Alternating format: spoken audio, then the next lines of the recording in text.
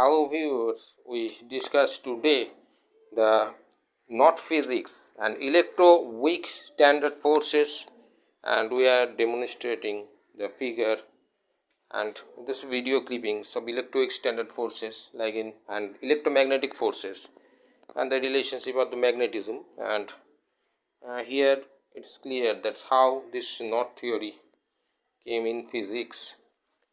It's actually part of a demonstration and demonstrations we are following here in this part. That's a few clippings. Keep watch.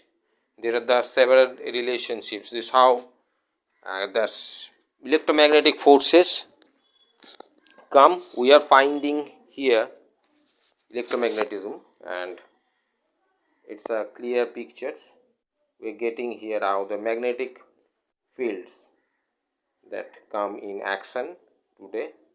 Just we demonstrate this nature of knot theory in physics. We end our discussion today. If you like this video, like it, share it, and don't forget to subscribe the channel.